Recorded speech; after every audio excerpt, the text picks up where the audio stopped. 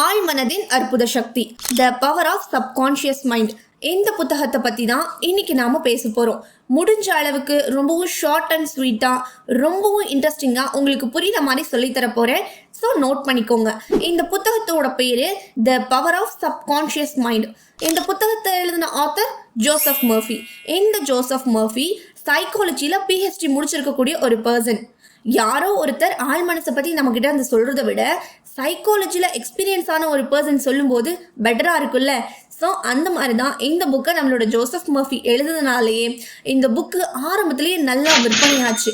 அது மட்டும் இல்லாமல் இந்த புக்ஸை வாங்கி படித்த எல்லாரும் குட் ரிவ்யூ கொடுத்துருந்ததுனால இன்னைக்கும் அந்த ஒரு புக் வந்து நம்பர் 1லேயே இருக்குது விற்பனையில். ஸோ இந்த புத்தகத்திலிருந்து நான் தெரிஞ்சுக்கிட்ட விஷயத்தை தான் இந்த வீடியோவில் உங்களோட ஷேர் பண்ண போகிறேன். ஸோ வாங்க பார்க்கலாம். அதுக்கு முன்னாடி மறக்காமல் நம்மளோட சேனலை சப்ஸ்கிரைப் பண்ணிக்கோங்க. முதல்ல நீங்கள் ஒரு இமேஜின் பண்ணிக்கோங்க. ஒரு கட்டிடம் இல்லைனா ஒரு பில்டிங், ஏதாவது ஒன்று நீங்கள் கற்பனை பண்ணிக்கோங்க. அந்த பில்டிங் 2 மாடியாக இருக்கலாம், 3 மாடியாக இருக்கலாம், 5 மாடியாக கூட இருக்கலாம். ஆஸ் யோ விஷ். ஒரு கட்டிடத்தை இமேஜின் பண்ணி முடிச்சிருங்க. இப்போ சொல்லுங்கள், நீங்கள் என்ன பார்த்தீங்க? ஒரு தரைத்தளம் அண்ட் ஒரு கட்டிடம், அதானே சொல்கிறீங்க. ஆனால் ஒரு பில்டிங்னா இவ்வளோதானான்னு கேட்டால் கண்டிப்பாக கிடையாது. தரைத்தளத்துக்கும் கீழே அஸ்திவாரம் அப்படின்னு ஒன்று இருக்குது. இந்த பில்டிங்கோட ஃபவுண்டேஷனும் இருக்குது. ஃபவுண்டேஷன் பொறுத்து தான் இந்த பில்டிங்கோட ஸ்ட்ரென்த்தே இருக்குது. அஸ்திவாரம் ஸ்ட்ராங்காக இருந்தால் தான் கட்டடம் ஸ்ட்ராங்காக இருக்கும். அஸ்திவாரம் வீக்காக இருந்தால் பில்டிங் ஸ்ட்ராங்கு, பேஸ்மெண்ட் வீக்குன்னு ஆயிரும். இப்படிப்பட்ட இதே அமைப்பில் தான் நம்மளோட மனசும் இருக்குன்னு சொல்கிறாரு நம்மளுடைய ஆத்தர் மர்ஃபி. வெளியே கட்டிடமாக நம்ம பார்க்குறது கான்ஷியஸ் மைண்ட், உள்ள அஸ்திவாரமாக இருக்கிறது நம்மளுடைய சப்கான்ஷியஸ் மைண்ட். எப்படி அஸ்திவாரம் ஸ்ட்ராங்காக இருந்தால் கட்டிடம் ஸ்ட்ராங்காக இருக்குமோ அதே மாதிரி தான் நம்மளுடைய சப்கான்ஷியஸ் மைண்ட் ஸ்ட்ராங்காக இருந்தால் தான் நம்மளோட கான்ஷியஸ் மைண்டும் ஸ்ட்ராங்காக செயல்படும். கான்ஷியஸ் மைண்ட் மூலமாக நம்ம எடுக்கக்கூடிய டிசிஷன்ஸ், கான்ஷியஸ் மைண்ட் மூலமாக நமக்கு வரக்கூடிய தாட்ஸ் எல்லாமே ஸ்ட்ராங்காக இருக்கும். அதனால் இந்த சப்கான்ஷியஸ் மைண்டை பற்றி நம்ம தெரிஞ்சுக்கிறது ரொம்ப நல்லது அப்படின்னு சொல்லிட்டு இந்த புத்தகத்தை ஆரம்பிக்கிறாரு ஆத்தர் மர்ஃபி. ஓகே, இப்போ வந்து நமக்கு சப்கான்ஷியஸ் மைண்ட் என்னன்னு நம்ம தெரிஞ்சுக்கிட்டோம். ஆனால் அந்த சப்கான்ஷியஸ் மைண்டை எப்படி ஸ்ட்ராங்காக வச்சுக்கிறதுன்னு பார்க்கலாமா? வாங்க பார்க்கலாம். அதுக்கு முன்னாடி எண்ணம் போல் வாழ்க்கை, இந்த ஒரு வரியை நீங்கள் உங்கள் மனசில் பதிய வச்சுக்கோங்க. சப்கான்ஷியஸ் மைண்ட் எப்படி செயல்படுதுன்னு தெரிஞ்சுக்கணுன்னா முதல்ல இந்த எண்ணம் போல் வாழ்க்கைன்னா என்னன்னு தெரிஞ்சுக்கணும். உங்கள் ஆள் மனசில் நீங்கள் என்ன மாதிரியான எண்ணங்களை உருவாக்கி வச்சுருக்கீங்களோ அதை பொறுத்து தான் உங்களோட வெளி மனசோட செயல்பாடுகளும் இருக்கும். வெளி மனசோட செயல்பாடுகள் பொறுத்து தான் உங்கள் வாழ்க்கையே இருக்குது. நம்ம ஆள் மனசில் நம்ம எப்படிப்பட்ட சிந்தனைகளை உருவாக்கி வைக்கணும்? எதிர்மறையான தேவையில்லாத சிந்தனைகளா இல்லை நேர்மறையான நல்ல சிந்தனைகளா? நிச்சயமா நல்ல சிந்தனைகள் தான். சரிதான நண்பா? பிகாஸ் உள்ள இருக்கிறது தான் வெளியே வரும். அதனால நம்ம ஆள் மனசுல நேர்மறையான நல்ல சிந்தனைகளை நம்ம நிரம்பி வைக்கிறது தான் அந்த மனசை சரியா செயல்படுறதுக்கான ஒரே வழின்னு சொல்றாரு ஆத்தர் மர்ஃபி. சரி, இப்போ நல்ல சிந்தனைகளை ஆள் மனசுல பதிய வைக்கணும். ஆனா அதை எப்படி பதிய வைக்கிறது? எல்லாத்துக்குள்ளேயும் கேள்வி இருக்குல்ல. அதுக்கான ஒரு 2 டெக்னிக்ஸ் நம்ம பார்த்துடலாமா? 2 டிஃப்ரெண்டான டெக்னிக்ஸ் என்னன்னா, நம்பர் 1 செல்ஃப் டாக், மனசோடு பேசுறது. Talking to your self and taking to subconscious mind, ஆள் மனதுடன் பேசுதல். இப்போ எனக்கு ஒரு பொருள் வேணும், அது உங்ககிட்ட இருக்கு. நான் கேட்டால் நீங்கள் யோசிக்காமல் அந்த பொருளை எனக்கு கொடுத்துருவீங்க.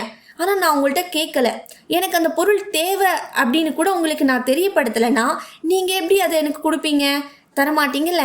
ஸோ அதே மாதிரி தான் நம்ம ஆள் மனசுக்கிட்ட நமக்கு என்ன வேணும் அப்படின்னு நம்ம தான் சொல்லணும், சொல்லி தான் ஆகணும். சொன்னாதான் அது உங்களுக்கு ஏற்ற மாதிரி உங்களோட ஆள் மனசு செயல்படும். நம்ம சொல்லாமலே இருந்தோம்னா அது நமக்கு தேவையானதை நம்மக்கிட்ட எப்பயுமே சேர்க்காது. அதனால தான் ஆள் மனசுக்கிட்ட அடிக்கடி பேசணும் அப்படின்னு சொல்கிறாரு ஆத்தர் மர்ஃபி. சரி, இப்போ நமக்குள்ள ஒரு கேள்வி இருக்கும். எப்படி ஒரு மனுஷனாக இருந்தால் அதுக்கிட்ட நம்ம பேசிடலாம், ஆனால் ஆள் மனசுக்கிட்ட எப்படி நம்ம பேசுறது அப்படின்னு யோசிக்கிறீங்களா? அதுக்கு தான் 2வது வழி இருக்கு. ஒரு அமைதியான இடத்துல உட்காருங்க. சத்தமே இல்லாமல் அமைதியான சூழல்ல, எந்த விதமான டிஸ்ட்ராக்ஷன்ஸும் இல்லாமல் கண்ணை மூடிட்டு உங்களுக்கு என்ன வேணும், உங்களோட குறிக்கோள் என்ன, உங்களோட ஆசை என்ன அப்படின்னு உங்கள் ஆள் மனசுக்கிட்ட நீங்கள் கேளுங்க. ஒரு அமைதியான இடத்துல உட்காந்து நீங்கள் பேசுங்க. ஒரு சிலர் இந்த மாதிரி கூட இருப்பாங்க. எப்படி அமைதியான இடத்துல என்னால் கண்டே பிடிக்க முடியாது, என்னால் டிஸ்ட்ராக்ஷன்ஸ் இல்லாத இடத்துல உட்கார முடியாது, எப்பயுமே என் வீட்டில் நாய்ஸ் இருந்துக்கிட்டே இருக்கும், சுற்றியுமே நிறைய பில்டிங்ஸ் இருக்குது, நிறைய பேர் இருக்காங்க, அதனால் என்னால் வந்து சைலண்டான பிளேஸ்க்கெல்லாம் போக முடியாது அப்படின்ற சுச்சுவேஷனும் நிறைய பேர் இருப்பாங்க. இட்ஸ் ஓகே, பரவாயில்ல. உங்களுக்காக தான் இது. ஒரு பேப்பர் எடுத்துக்கோங்க, உங்களோட விருப்பம் என்னவோ அதை எழுதிக்கோங்க. டெய்லியும் ஒரு 10லேருந்து 15 நிமிஷம் இந்த மாதிரி பேசுறதுக்காக ஒரு எழுதுறதுக்காக நீங்கள் டைம் ஸ்பெண்ட் பண்ணீங்கன்னா உங்களோட ஆள் மனசுக்கு நீங்கள் என்ன ஆசைப்படுறீங்க, உங்களுக்கு என்ன வேணும், உங்கள் மனசில் என்ன இருக்குது அப்படின்னு தெரிஞ்சிடும். ஆக்சுவலி நம்மள நிறைய பேர் ஆல்ரெடி இந்த செல்ஃப் டாக்கை பண்ணிட்டு தான் இருப்போம். நம்ம கூட நம்மளே பேசிட்டு தான் இருக்கோம், கரெக்டு தானே? ஆனால் பல நேரங்களில் நெகட்டிவாக நம்ம அதுக்கிட்ட பேசிகிட்டு இருக்கோம். அதை கொஞ்சம் கரெக்ட் பண்ணிக்கோங்க. நெகட்டிவான தாட்ஸு, நெகட்டிவான எண்ணங்கள் நமக்குள்ளே இருந்துச்சுன்னா நம்ம எப்படி நெகட்டிவாக நினைக்கிறோமோ நம்ம ஆள் மனசுக்கு அது கேட்கும். அது அதே மாதிரி தான் தன்னோட செயலை காட்டும். அதனால் முடிஞ்ச அளவுக்கு செல்ஃப் டாக் பண்ணுறப்போ நெகட்டிவாக அவாய்ட் பண்ணிவிட்டு பாசிட்டிவாக பேச பழகுங்க. நெகட்டிவாக பேச வேண்டாம், பாசிட்டிவாக நம்மள்கிட்டயே நம்ம பேசணும்னு சொல்கிறாரு நம்மளுடைய ஆத்தர் மர்ஃபி. இந்த டெக்னிக்கை கண்டிப்பாக ட்ரை பண்ணுங்கள். இது ரொம்ப ஈஸியானது தான். எவ்ரிடே ஒரு டைம் வச்சுக்கோங்க. அதுலேருந்து ஜஸ்ட் ஒரு 10 நிமிஷம் மட்டும் உங்களோட நீங்கள் பேசுறதுக்காக ஒதுக்குங்க. ரெண்டாவது டெக்னிக் என்னன்னு பார்த்துடலாமா? Number 2, visualisation. காட்சிப்படுத்துதல். கிட்டத்தட்ட இதுவும் செல்ஃப் டாக் மாதிரி தாங்க. நம்ம பேசுறதுக்கு பதிலாக நம்ம இமேஜின் பண்ணுவோம், அதாவது கற்பனை செஞ்சுப்போம்னு சொல்கிறாரு. நம்மளோட லைஃப் எப்படி இருக்கணும், நம்ம எந்த மாதிரிலாம் வாழணும்னு நிறைய பேர் நம்ம இமேஜின் பண்ணி பார்த்துருப்போம், தெரியலையா? எல்லாத்துக்குள்ளேயுமே இமேஜினேஷன் இருக்குது. அந்த மாதிரி தான் இமேஜின் பண்ணி பார்க்கணும். இந்த கற்பனை, இந்த விஷுவலைசேஷன் நம்ம ஆள் மனசுக்கு நமக்கு என்ன வேணுன்றதை தெளிவாக பதிய வைக்கும். எக்ஸாம்பிளுக்கு நீங்கள் ஒரு ட்ரிப் போகணும் அப்படின்னா போகிற வழியில் உங்களுக்கு என்னென்ன தேவை, வர்ற வழியில் உங்களுக்கு என்னென்ன தேவைன்னு நீங்கள் யோசித்து எடுத்து வைக்கிறப்போ அதில் ஒன்று கூட மிஸ் ஆகாது. நீங்கள் எதையுமே யோசிக்காமல் கண்ணா பின்னா உங்கள் கையில் கிடச்சதெல்லாம் எடுத்து பேக் பண்ணுறீங்கன்னா போகிற இடத்துல ஒரு சில பொருள்கள் இருக்காது, வர இடத்துல ஒரு சில பொருள்கள் இருக்காது, நம்ம கரெக்டாகவே யோசிச்சுருக்க மாட்டோம். ஸோ நம்ம இந்த மாதிரி கற்பனை செஞ்சுக்கிட்டு நமக்கு என்னென்ன போகிற வழியில் தேவைப்படும் அப்படின்னு யோசிச்சு எடுத்து வைக்கிறப்போ மிஸ் ஆகாமல் இருக்கும். இது தான் சொல்கிறாரு ஆத்தர் மர்ஃபி. விஷுவலைஸ் பண்ணுறப்போ பொருள் மிஸ் ஆகவே வாய்ப்பில்லை. That's the power of visualisation சொல்கிறாரு. இதனால தான் காட்சிப்படுத்துதல் டெக்னிக் ஒரு முக்கியமான விஷயமா சொல்லித்தராரு ஆத்தர்.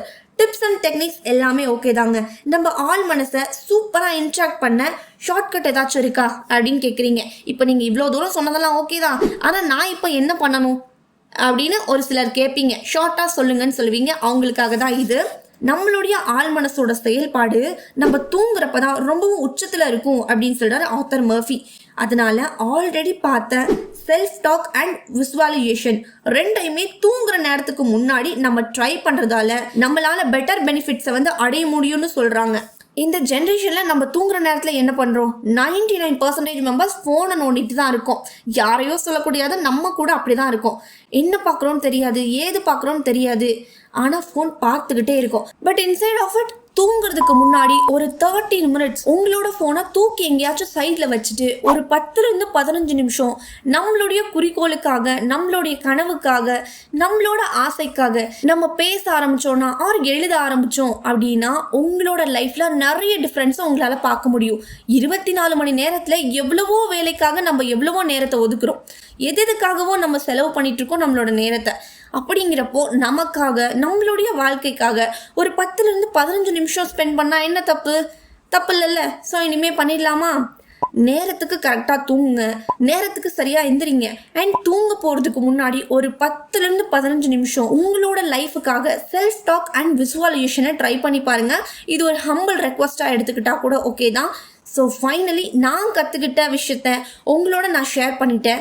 இன்னும் இந்த புத்தகத்தை பற்றி நீங்கள் விரிவாக தெரிஞ்சுக்கணும், இந்த புத்தகத்தை படித்தா எனக்கு இன்னும் நல்லா கிளாரிட்டி கிடைக்கும்னு நினைக்கிற பர்சனாக இருந்தீங்க அப்படின்னா இந்த புத்தகத்தை வந்து நான் வாங்கி வாசித்து பார்க்கணுன்னு யாருக்காச்சும் விருப்பம் இருந்துச்சுன்னா இந்த புக்கை வாங்கி படித்து பாருங்கள். கண்டிப்பாக உங்களுக்கு ரொம்பவே யூஸ்ஃபுல்லாக இருக்கும். வீடியோ உங்களுக்கு பயனுள்ளதாக இருந்துச்சுன்னா மட்டும் லைக் பண்ணிவிட்டு மறக்காமல் சேனலை சப்ஸ்கிரைப் பண்ணிக்கோங்க. இதே மாதிரி அடுத்த வீடியோவில் பார்க்கலாம். Thank you so much.